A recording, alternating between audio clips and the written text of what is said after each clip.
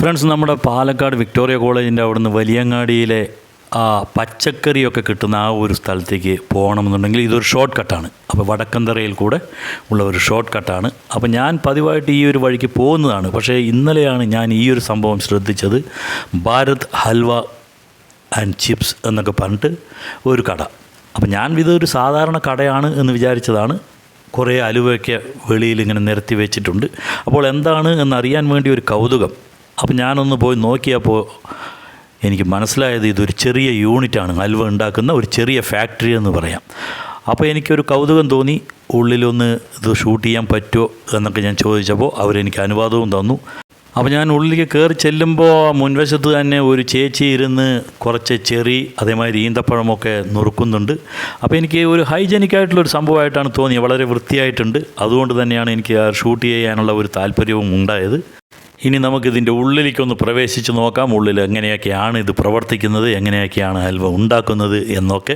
അപ്പോൾ നമ്മൾ ഉള്ളിലേക്ക് പോകുന്തോറും എൻ്റെ ഒരു ആകാംക്ഷ വർദ്ധിച്ചേ വരികയാണ്. ഇവിടെ ഒരുപാട് പാക്കറ്റുകൾ, വലിയ വലിയ പാക്കറ്റുകൾ തന്നെ.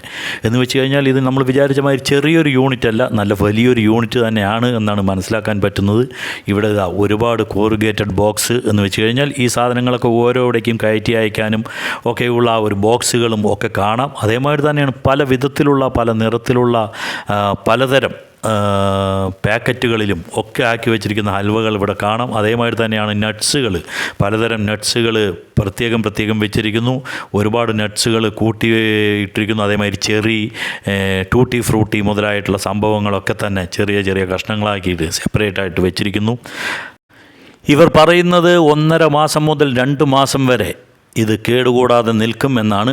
അരി കൊണ്ടുള്ള ഹൽവ ഇവിടെ ഉണ്ടാക്കുന്നില്ല. കാരണം പറഞ്ഞത് അരി കൊണ്ടുള്ള ഹൽവയൊക്കെ ഉണ്ടാക്കിയാൽ അത് 1-2 ദിവസത്തിനുള്ളിൽ തന്നെ വിറ്റ് തീർക്കണം, അല്ലെങ്കിൽ അത് കേടുവരും. പക്ഷേ ഇത് മൈദ കൊണ്ടുണ്ടാക്കുന്നതാണ്. അതുകൊണ്ട് തന്നെ കുറച്ച് 2 മാസമൊക്കെ കേടുകൂടാതെ ഇരിക്കും എന്നാണ് അവർ പറയുന്നത്. പാലക്കാട് തന്നെയുള്ള ഒരുപാട് ചില്ലറ വിൽപ്പനശാലകളിലേക്ക് ഇവിടെ നിന്നാണ് ഹലുവ പോകുന്നത്. അതുകൂടാതെ തന്നെ മറ്റുള്ള സ്ഥലങ്ങളിലേക്കും ഒക്കെ പാർസലായും മറ്റും അയക്കുന്നുണ്ട്. ഇതൊക്കെ ഹലുവ ഉണ്ടാക്കിയതിന് ശേഷം ഓരോ മോൾഡിലാക്കി വെച്ചിരിക്കുന്നതാണ്. ഇതിനി 2-3 ദിവസം കഴിഞ്ഞ് ഇതിൽ നിന്നും വെളിയിലേക്ക് എടുക്കുകയുള്ളൂ, ഒന്ന് തണുത്തതിന് ശേഷം. ഓരോന്നിനും ഓരോ രുചിയാണ് ഉണ്ടാവുക. എന്ന് വെച്ചാൽ കറുപ്പ്, ചുവപ്പ്, ഓറഞ്ച് കളർ, ഇങ്ങനെയുള്ള വിവിധ നിറത്തിലാണ്, പച്ച എന്നുള്ള കളറിലൊക്കെ ഹലുവകൾ കാണാം. എല്ലാറ്റിൻ്റെയും വിലയിലും വ്യത്യാസമുണ്ടാകും. ഇവിടെ നമ്മൾ ഇനിയും ഉള്ളിലേക്ക് പോയാൽ ഇതാ പഞ്ചസാര ചാക്കുകൾ. ഓരോ ദിവസവും 500-600 കിലോ ഹലുവ വരെ ഇവിടെ ഉണ്ടാക്കുന്നു എന്നാണ് അവർ പറഞ്ഞത്. ആദ്യമായി ഓയിലിലേക്ക് പഞ്ചസാരയാണ് ഇടുന്നത്. പഞ്ചസാരയ്ക്ക് ശേഷം മൈദ കലക്കിയ ആ ഒരു മൈദയുടെ പാലാണ് പിന്നീട് അതിലേക്ക് ഒഴിക്കുന്നത്.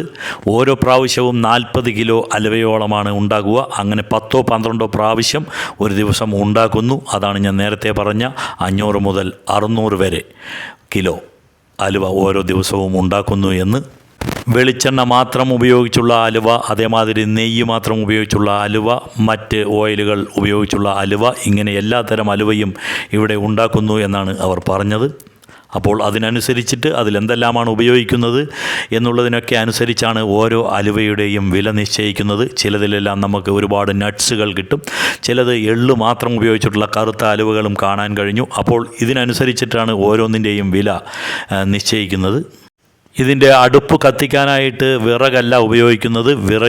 മരത്തിൻ്റെ ആ ഒരു പൊടി, മരച്ചീളുകൾ എന്ന് വേണമെങ്കിൽ പറയാം, മരത്തിൻ്റെ ആ മരപ്പൊടിയും അങ്ങനെയൊക്കെയാണ് ഉപയോഗിക്കുന്നത്. മൈദയുടെ ആ പാലും പഞ്ചസാരയും ചേർന്ന മിശ്രിതം നല്ല തീയിൽ ഒരു 20-25 മിനിറ്റെല്ലാം കഴിയുമ്പോൾ അത് പാകമായി കിട്ടും. അത് പാകം ആയി നോക്കാനെല്ലാം അതിന് അവരുടേതായിട്ടുള്ള വഴികളുണ്ട്. അവർക്ക് നോക്കിയാൽ അറിയാം അത് പാകമായോ എന്ന്. മെഷീൻ ഉപയോഗിച്ച് ഉണ്ടാക്കുന്നത് കൊണ്ടാണ് ഞാൻ ഈ 20 മിനിറ്റ് എന്നൊക്കെ പറഞ്ഞത്. 20-25 മിനിറ്റ് എന്ന് പറഞ്ഞത് നമ്മൾ മാനുവലായിട്ട് കൈകൊണ്ട് ഇളക്കിയിട്ടൊക്കെ ഈ ഒരു സാധനം ഹൽവ ഉണ്ടാക്കുകയാണെങ്കിൽ മണിക്കൂറുകൾ എടുത്ത് ചെയ്യേണ്ട ഒരു സംഭവമാണ് ഇത്. അതേപോലെ തന്നെ ഇത്രയും ഹൈ ഫ്ലെയിമിൽ അവിടെ അതിൻ്റെ അടുത്ത് നിന്ന് ഇത് ഉണ്ടാക്കുക എന്നുള്ളതും ഒരു ശ്രമകരമായിട്ടുള്ള ഒരു പണി തന്നെയാണ്. ഹലുവ പാകമായി കഴിഞ്ഞാൽ അതിനെ അടുപ്പിൽ നിന്നും മാറ്റുന്നു. ഒരുപാട് എണ്ണ ഒഴിച്ചിട്ടാണ് ഈ ഒരു മിശ്രിതം തയ്യാറാക്കുന്നത്. അപ്പോൾ ഒരുപാട് ബാക്കി വന്ന എണ്ണകൾ ഉണ്ടാകും. അതെല്ലാം വേർതിരിച്ചെടുക്കുന്നു, മാറ്റി വയ്ക്കുന്നു. ഇനിയാണ് ഇതിലേക്ക് നട്ട്സും എല്ലാം ചേർക്കുക. നട്ട്സ് എല്ലാം ചേർത്ത് കഴിഞ്ഞാൽ ഇതിനെ വേറൊരു ട്രേയിലേക്ക് മാറ്റും.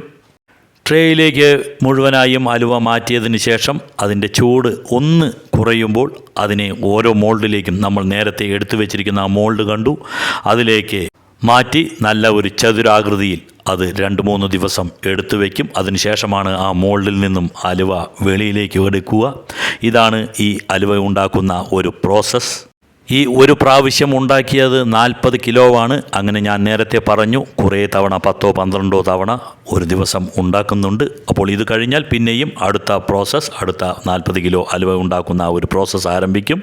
അപ്പോൾ ഇന്നത്തെ നമ്മളുടെ ഈ ഒരു വീഡിയോ ഇവിടെ നിർത്തുകയാണ്. നമ്മളുടെ ഇന്നത്തെ വീഡിയോ നിങ്ങൾക്ക് ഇഷ്ടപ്പെട്ട് കാണുമെന്ന് വിചാരിക്കുന്നു. നമ്മളുടെ ചാനൽ ആദ്യമായിട്ട് കാണുന്നവർ ഇതൊന്ന് സബ്സ്ക്രൈബ് ചെയ്യുക.